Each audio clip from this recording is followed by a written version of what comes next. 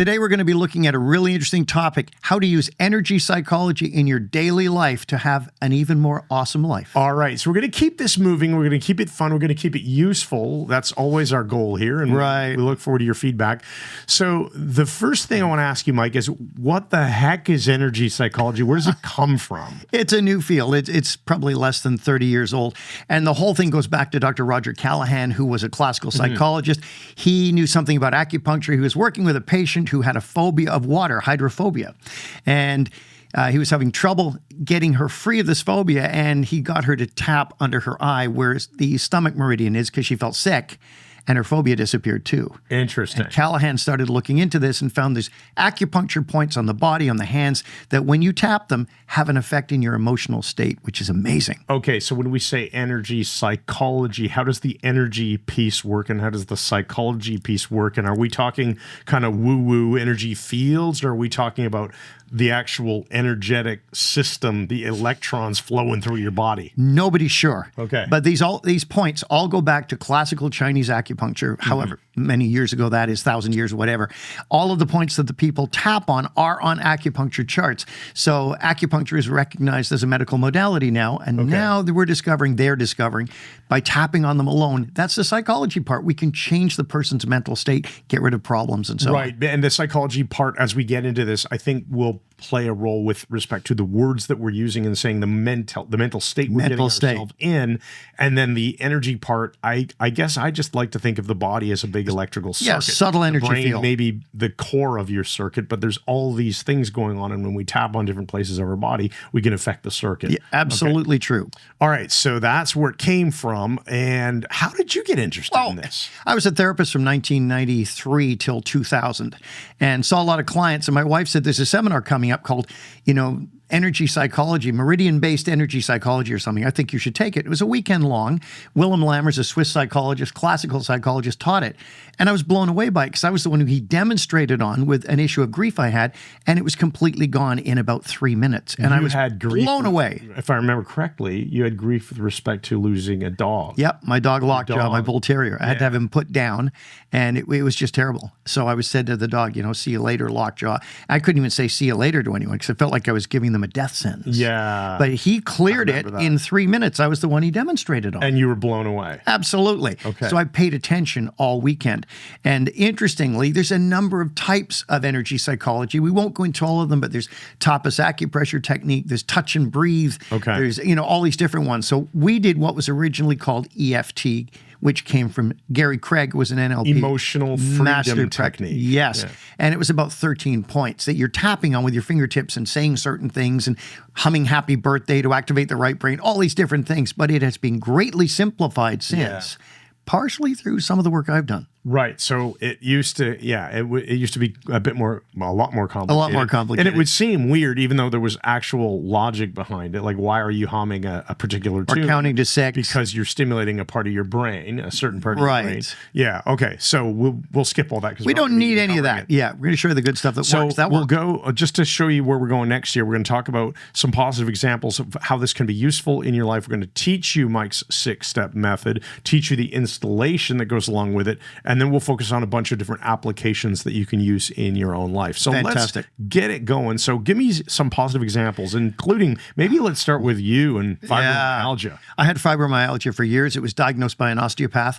There's about 12 points they check on your body for pain. And if you have 10 of them or something, or 8 of them, you have fibro. I had all of them were active and terrible. And I'd have to lie on a concrete floor, take codeine. And I went through years of pain, literally years.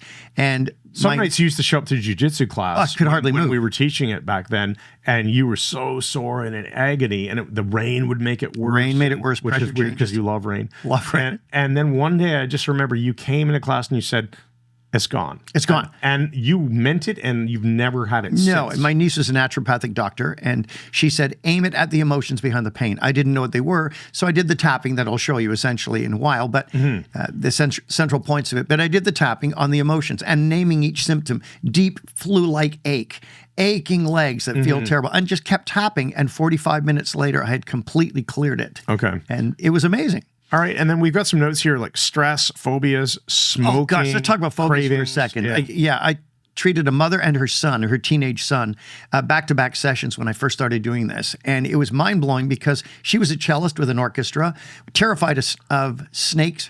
Snakes or spiders. Her son caught the phobia from her because she would always freak out. Cleared his phobia. She came back from getting a coffee, cleared hers.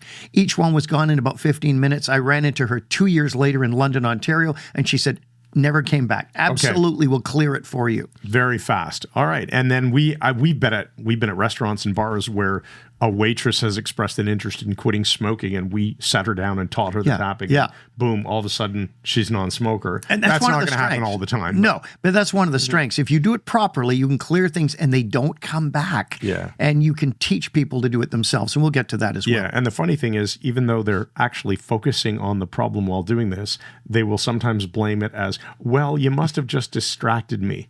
Yeah. By focusing on the problem. Right. So I run the thing, get rid of their anxiety, and they say, well, you distracted me from it. And my answer is, well, I'm not distracting you now. Try to get it back. Yeah, exactly. And That'll be your test. Yeah. All right. So let's move right into teaching the method and the installation, and then we'll just wrap up with a few applications. All right. I credit Robert Smith, who distilled Gary Craig's EFT, which was fairly complex. It did work. That's what I used at first.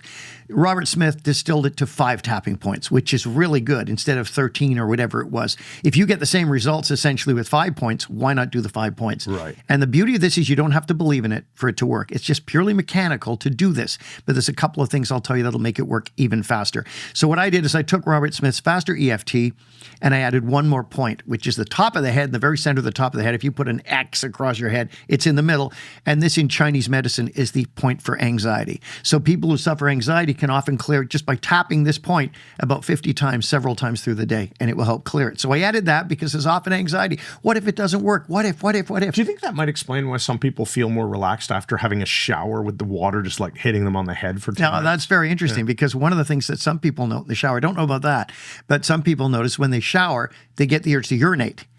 And that's intriguing because the shower runs down over the bladder meridians, which are other tapping points right here. Yeah, and they stimulate. People probably look up and look at their forehead. Okay, Rinsing all right. anyway, that's a side. That's an interesting. That's a horse side of a note. different All color, right, isn't so it? the method is going to be 6 steps. And here's how you tap here we it. go. Now, the key is you must feel the feeling of the problem in your body for it to work. So it could be a physical feeling or an emotion. Either way, So they're it could be running the same neural pathways. Let's say you've got something that we call sadness, and it should be your own label, right? So you don't apply your own view of the label to someone else. No. So I'd say, what is that feeling? Name it.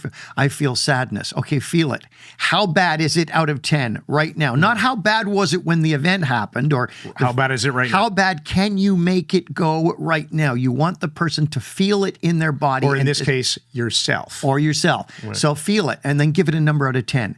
And you say, okay, it's about a 6 out of 10. Think about it. Get into it. Can you push it even higher? I can push it to a 7. Okay, now you've got the word sadness, and you tap the 6 points while saying your word, sadness, and feeling it. So you go sadness, top of the head, using the whole hand, sadness in the middle of your forehead. You're tapping about 6 times. Sadness, outer corner of your eye. Sadness on the cheekbone under your eye. Sadness under the edge of your collarbone on either side. Either of these can be either side. You can jump back and forward. It doesn't matter. So under the edge of your collarbone. We'll go through the points in a bit more detail. And finally, sadness. Squeeze your wrist either side. Hold it. Say sadness. And Robert Smith recommends take a deep breath. Exhale, relax, and say peace, which re-anchors you. And then you check. What's the number now? That's weird. It's a 2 now. Okay. You're going to do it again until it's gone. Is it still called sadness? Yeah, it's still sadness. So just say, okay, remaining sadness. That's a key point. Remaining sadness. Just go through it until it is 0. Clear it. Check in. What's the word? Is it still sadness or has it changed to something else? Because sometimes I've noticed that if working with somebody and let's say they started at an 8 and we get down to a 5. And it jumps back up. And then it'll be like a 7 again all of a sudden. It didn't jump back. Because something else surfaced. What do you call it now? They'll have a different name for it. Yeah, it's called a hold-on. Yeah. It's another layer. So you've cleared the top layer and another one has popped to the surface like a cafeteria tray. And now you say, what is it called now? So with something like I said, the fibromyalgia, deep aching in my legs, I tap that away. Oh, it's jumped up. What is it now? Oh, it feels like the flu. Tap that away. Okay, it's going down. So just keep at it until there's nothing left, and we'll tell you what to do at the end of the process at the end of this video. Let's do a detailed recap of the points, just so there's some real clarity here on the 6 points. Okay. So, and every time you're tapping on the point for enough time to say the word. Yeah, like it'll be that about sadness, 6 times, 6 or that 7 remaining times. sadness, whatever. Okay, so the first one is Flat in the right middle on of the your- top of the middle of head. the top of your head. Flat hand. Then a vertical line of your fingers right in the center of your forehead. Like a middle line down the middle. Midline down, like a using your vertical- whole hand, make sure you hit it. Then your whole hand again, outer corner of either eye, close to the eye on Right the on bone. the bone. Yep. These are all on the bone to send a signal. Then under the eye, directly under your pupil, whole hand again, close. Basically, this is the top of your cheekbone. Yes, very close to the eye. Then, so we have 1, 2, 3, 4 under the eye, under the edge of your collarbone on either side where it meets the sternum, just on the under edge. So where your clavicle Either is, side. the bone itself, you're going underneath it to slightly to the left or the right of the center line of your Yeah, sternum. yeah. So And there's a bit of a soft spot. Bit of a soft, just but still on the bone. Yeah. And finally, you can either slap your wrist or the easy one grab Robert it. Smith teaches, just grab it, say And squeeze. sadness or whatever, take a deep breath, relax, and say peace. And then check the number again out of 10. So very simply, we're going to tune into the emotion or the physical feeling. Right. We're going to check the subjective units of distress, 0 to 10. How bad is it? How bad is can it I right make it? now? Can I Yep. really focus on it.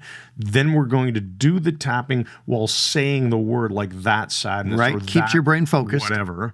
If it changes, we're going to use the new word, and we're always just going to keep tapping. Until it's gone, And then until wait it's till a it's zero. gone. And it's- If you like, you can say, let it go. Let the sadness go. Let it go. And that's a Robert Smith thing, too. I give him credit for all of this. It's pretty amazing. Okay. So that's pretty good. Now let's focus on a few of the applications. Let's talk about the installation. Oh, yes. Yeah. That's right. We need to focus Now, this on is interesting. When you've cleared it and take it to zero, it becomes flat. You'll know it's gone because you won't be able to get it back no matter how hard you try.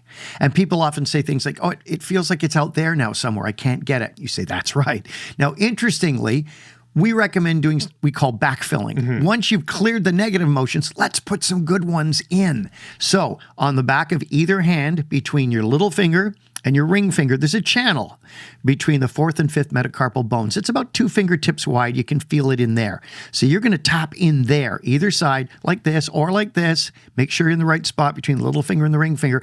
And now make a bunch of positive I am statements. I'm feeling good again. I'm powerful. I'm done with this. I feel fantastic. I feel awesome. And breathe and feel it. Press your fingertip to your thumb. Pinch it together. Stare at it and say awesome. Feel it, look at it. That'll become That's your it. awesome anchor. Yes, and that's a whole other study. Now you put something good in and notice how much better you feel. Spend about 20 to 30 seconds on backfilling with good, positive statements. That's really good. I'm glad that you reminded me because it was in our notes and I would have forgotten because I was in a hurry to skip on to the applications. right. So the first one here is basically anytime that you find yourself dealing with an unwanted negative emotion. that Sure. maybe you just can't seem to shake it. Yeah. Could be Don't stuck even- in traffic and it's not moving and you're running late for an appointment. You're feeling stress. What do you call it? Stress. Stress. Let Yeah. go of this stress. I'm letting all this stress go. Let it go. Let the stress go completely. Let the stress go. Feel. Yeah. Oh, you don't even have to do the number. Just do it until it's gone with something like stress. And that'll work. Run it right away when you have a negative That's emotion. the Don't next wait. question I Don't had wait. for you. Is, yeah, like should we let this bottle up and really get to us, Mike, or should we run it right away? Absolutely run it right away. Fix your life when the problem happens, not 10 years later, right? Yeah, it's the example of our friend and colleague Melissa Tiers, great trainer out of New York. She talks about, you know, the U pipe underneath your sink in the kitchen. Some people it leaks.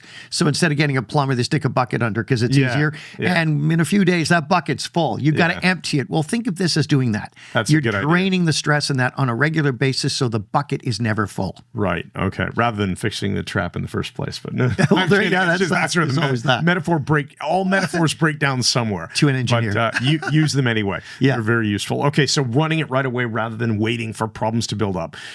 The next point was always zero it, right? Yeah, So don't let yourself fall into that trap Maybe of, it's feeling well, a it bit was better. an 8, now it's only a 4. It's feeling better than it was. Don't get the number, take it to zero. We call it squeezing the lemon. Keep at it until there's nothing left. It only takes 20 seconds or so to do a second round, or 10 seconds even. Okay, next one is, we're rapid firing here towards the end.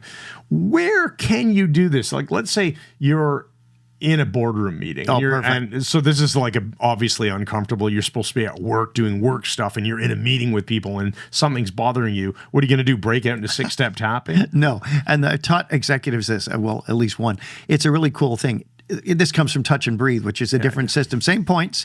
So you think of the word, okay, the word's frustration. So you hear the word frustration, you yell it in your head without saying anything out loud. Feel it in your body again. And you just, as you're sitting there thinking frustration, You can just rub the spots. touch each one of them like this. Nobody will notice. And you'll go, shoot, it's just cleared. And if you can escape to the bathroom or something like that, or in a hallway, Right. just to run this quickly, you can. But yeah, don't put yourself in a spot where your emotion is now going to be replaced with embarrassment. No, definitely and not. looking like a weirdo. I worked with a girl who flew in from Vancouver who had panic attacks. She carried Ativan in her pocket and in her purse. And I taught her how to erase this with the tapping. And about a week later, she had her first panic attack. She was in a restaurant with her friends. She said it was greatly reduced in intensity. Just said, oh, I'll just hit the washroom. Goes into a cubicle and she just says, anxiety or panic attack. Quietly, she's whispering it, but feeling, and just tap 2 rounds, comes back in, totally normal. Nobody knows she's done a thing. It's so quick and easy, you will not believe it.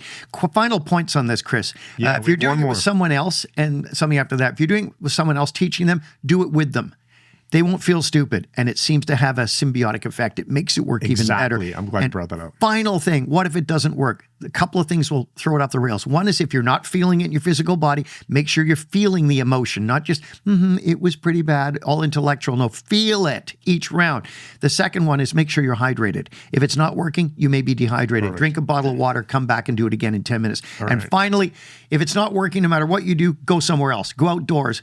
You might be under power lines. Who knows? Go into another room. I have rooms in my house. This will Change not your work. environment. And others, they will change your environment. That's it. So that is how you do 6-step tapping. You can change your life. You can change other people's lives, and it takes a ridiculously short period of time. It's a back pocket technique you got with you everywhere now. All right. We'll see you in the next video. Thanks again, and good night.